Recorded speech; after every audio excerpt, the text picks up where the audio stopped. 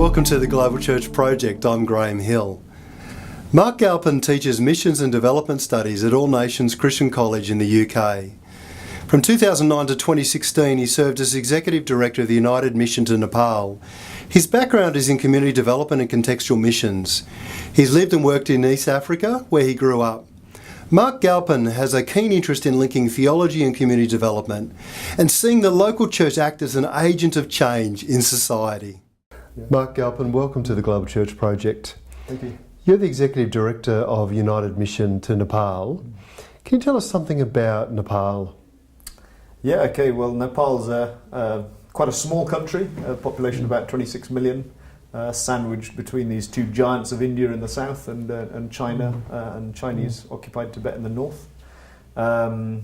It's a very diverse country in terms of ethnically and also geographically. It stretches from the plains, the flat, hot plains in the south, right up to the high Himalayas in the north. It's been a country that's gone through a huge amount of turmoil and change over the last few years. So we had the Maoist conflict, of course, that came to an end in around 2006. We had the Palace massacre that you may remember back in 2001, where the king and most of the royal family were wiped out by one of the crown princes.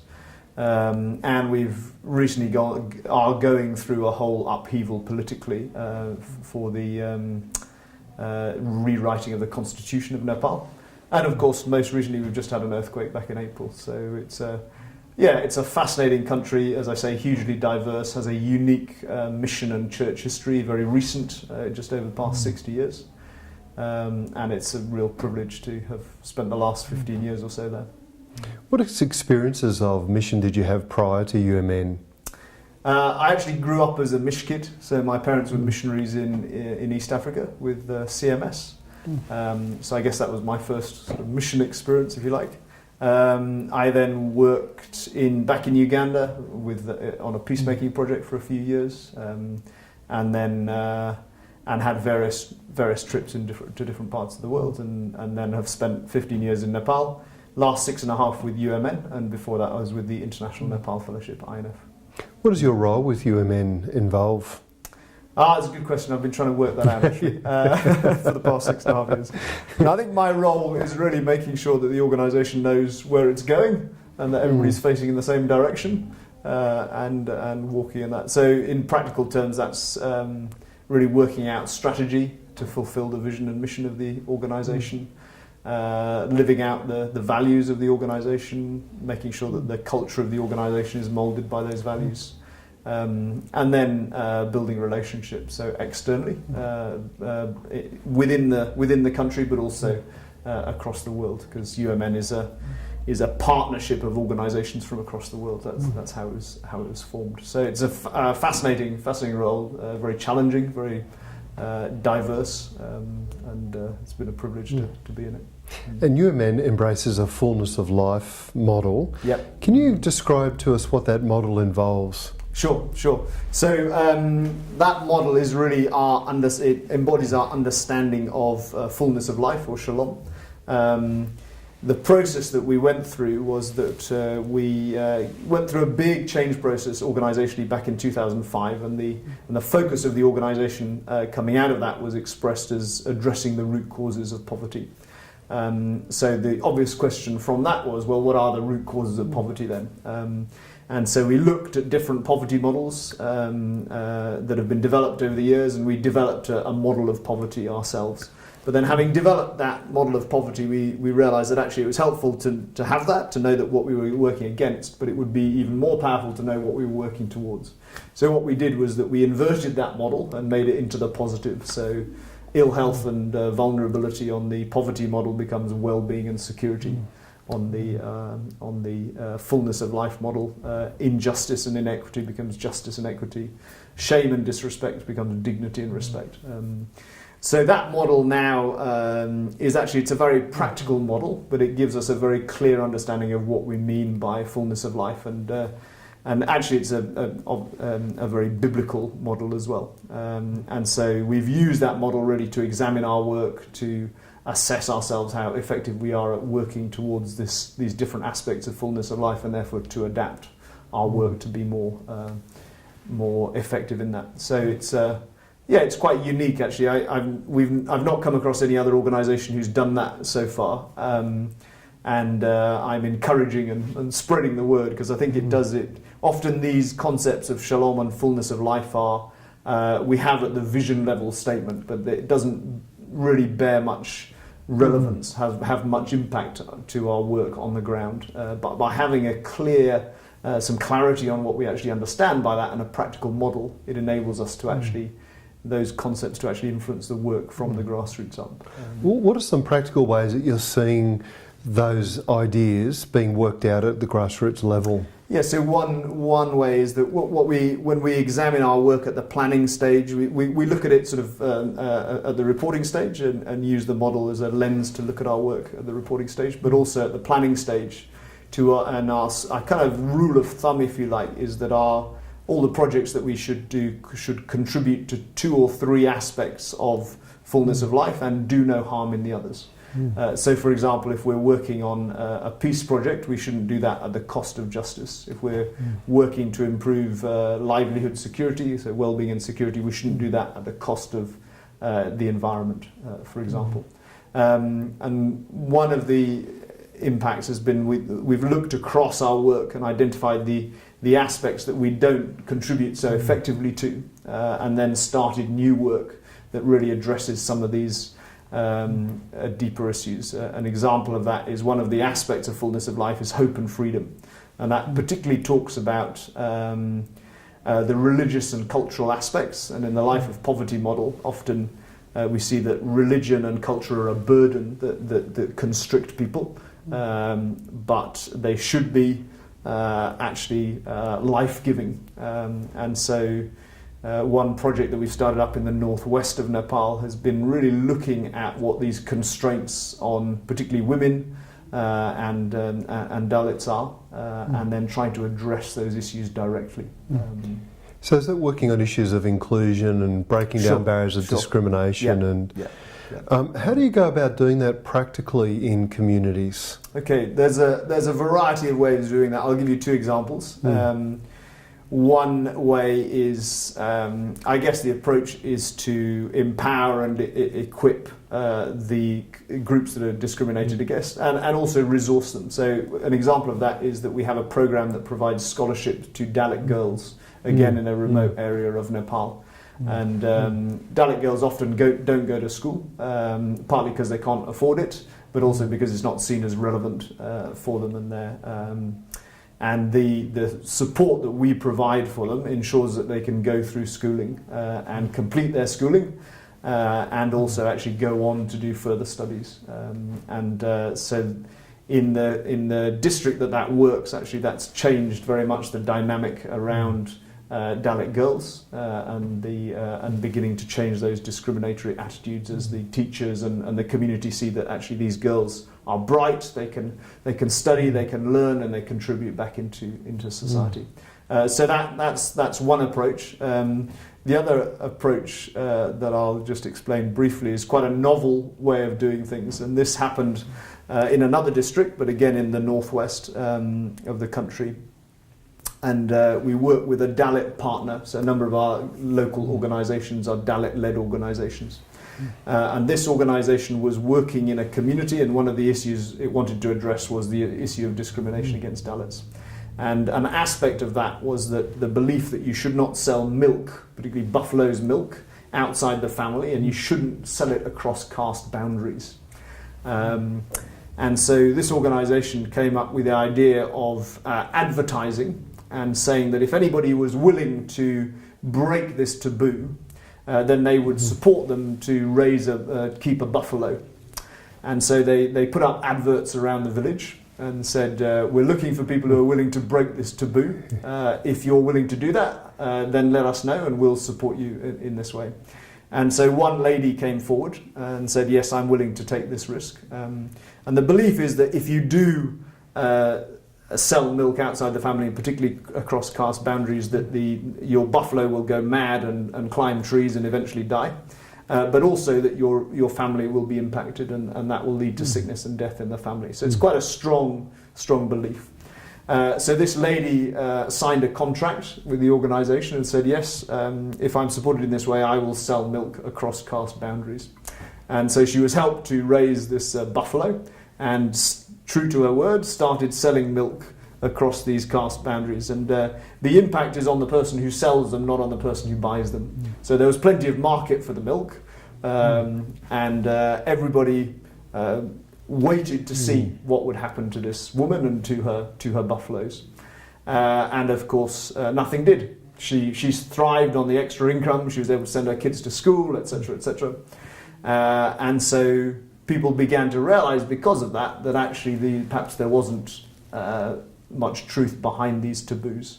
And so gradually that gave courage to other people to also try and start doing that. So that's a kind of a slightly different approach, in that you're confronting head-on the taboos and the discriminatory practices in the community, and basically demonstrating that there's not truth behind these taboos and practices, and that begins to break down those taboos. It's a great story. I mean, there are a lot of challenges were posed during the recent earthquakes. Yeah.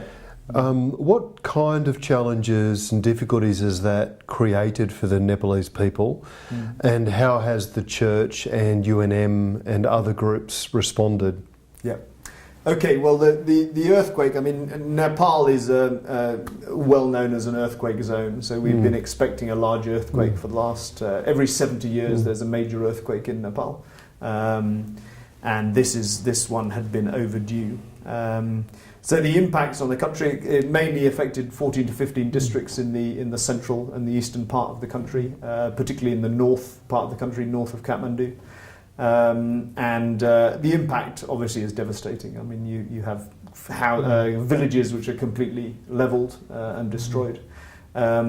In terms of the death toll, it was just under 9,000 people who were killed outright, and many more injured, which actually was much lower than the predictions, partly because it was 7.9 on the Richter scale rather than 8, which makes a huge difference.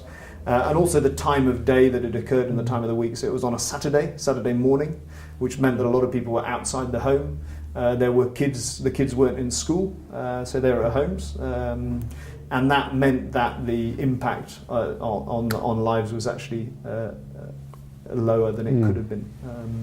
But obviously there's a huge amount of rebuilding to do, of infrastructure, people's houses, but also local infrastructure, hospitals, health posts, schools, etc. But also there's the damage to the psyche and the trauma that goes with that whole experience, and that's huge. And then you often get, after the earthquake, in addition to the trauma, you have groups who exploit that. So, for example, rates of trafficking increased after the earthquake, as people exploited the vulnerability of children in those areas. So it will take many years to recover from that. Somebody asked me just after the earthquake how many decades of development or years of development gains I thought had been lost through the earthquake, and in that space of 56 seconds in which the earthquake occurred, which doesn't sound very long, but is an awful long time when you're hanging on in the quake itself.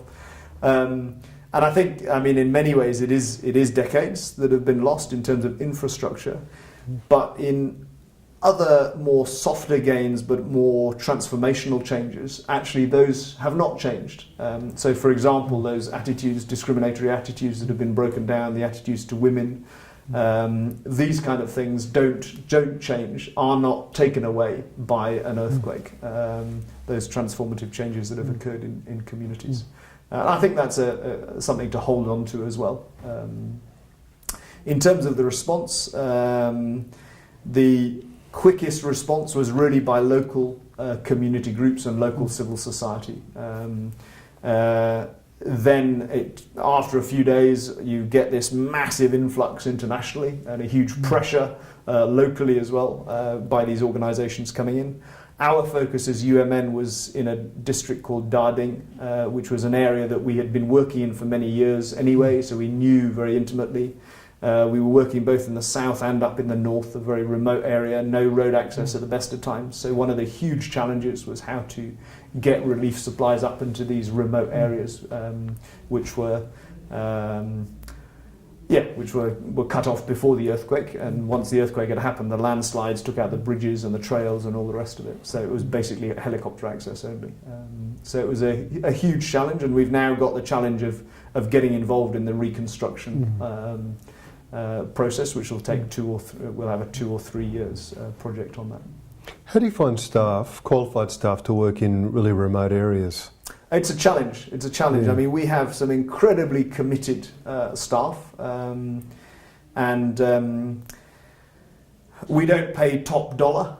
We're sort of middle of the range, and so we rely on people feeling a call to come and work with us if they're Christians, and particularly the team leaders that we have in these remote areas often have a strong call to serve in those remote areas, but they're often many miles away from their families. They leave their families in Kathmandu partly because of schooling for the children and that kind of thing. So it's a matter of making sure that we support them adequately, obviously financially in terms of resources, but also in pastorally, and that's an emphasis that we have, is to support our staff pastorally in these remote areas. So it is a challenge to attract staff. We're increasingly looking for local staff who can work in their own areas, but that's difficult because the education levels are lower in these more remote areas that we work in. There's a lot of conversation today about the church being missional, yeah, or remissionalised. What is the mission of the church, and how does the church pursue that mission? Wow, that's a big question. I'm hoping you can tell me. Well, I think the mission of the church, the definition that I like of mission is joining in with what God is doing. And the truth behind it are that God is at work, and it's a case of us joining in. What is God's mission? Well, I think that's best summarised as the reconciliation of all things. So that we Colossians 1:15 to 20 is the classic passage of that. So the recognition that it is not just a case of evangelism and the reconciliation of the vertical relationship, but actually that he's reconciling all things, the whole of creation, to himself. And so that's relationships with others, relationship with creation as well, and bringing all those things together through Christ. Do you use the term integral mission? We do, yeah. We mainly use it. I would argue that our work is an integral expression of mission in our context. We actually do use the term itself primarily for our work that we do with a local church in Nepal. Yeah. So the local church in Nepal as I mentioned, is a very recent church. It was Nepal was a closed country up until 1950, and at that point the borders opened and enabled some Christians as well as the mission organisations to come in. But the church itself has always been very focused on evangelism and church planting, and they're passionate evangelists, the Nepalese. And they kind of left the social side, the demonstration side of the gospel to the mission organisations, while the local church got on with the evangelism and the church planting. And that dichotomy existed for a number of decades. But in the last 10 years, that has begun to change, and that's been the focus of our work with the local churches, helping them to understand the breadth and the depth of God's mission, and see that actually God calls us to be salt and light where we are in our communities, and to have a particular concern for the poor in our communities as the victims of injustice. The first step in that is helping the church leaders and the church membership to understand the biblical mandate for getting involved in your community, and then giving them the practical tools to do that. But relying on their own resources. So it's not a case of throwing money at them and getting them to sort of be development organisations, but actually to be salt and light in their situations. There's been a huge shift in the last decade as we've seen the Nepali church really get out of their doors, and rather than being a sort of inward-facing, persecuted church, to actually being outward-facing and going out and serving the communities and those around them. And that's been fantastic to see. What role do you see Micah playing in God's mission? I think Micah's played a very significant role in God's mission, particularly bringing back the demonstration and the proclamation together, as the Micah definition of integral mission says, that our evangelism should have social consequences and our social action should have evangelistic consequences. And I think Micah, the whole integral mission movement, of course, was a reaction against this rejection of the demonstration of the gospel that occurred in the sort of middle part of the last century. And Micah's played a real role in bringing that balance back together, and particularly bringing the demonstration, the mercy and justice side of things back onto the agenda of the evangelical church. And it's fantastic to hear what different Micah groups are doing and different organisations are doing, and how that's moving forward. I think that shift that has occurred in Nepal has actually been a global shift as well, and Micah's played a key role in that. As you spend time with Nepalese Christians, what do you think some of the things that they can teach the Western Church today? I think we can learn a lot from Nepali Christians. One of the things that we can learn from them is the courage they have in sharing their faith. So although you will still get discrimination against Christians in Nepal, and to a certain extent some persecution as well, the Christians in Nepal have always been very courageous at sharing their faith. And they've done that in quite a pluralistic context. And increasingly in the West, we have a pluralistic context, and we kind of struggle to understand how to communicate our faith in that context. And I think the Nepali Church can help us to understand how to do that and give us the courage to do that. Mark Galpin, thank you for joining us at the Global Church Project. Thank you. The Global Church Project is located at www.theglobalchurchproject.com. On our website you'll find a wide range of interviews and resources for colleges, universities and churches. I look forward to your company next time. From me, goodbye.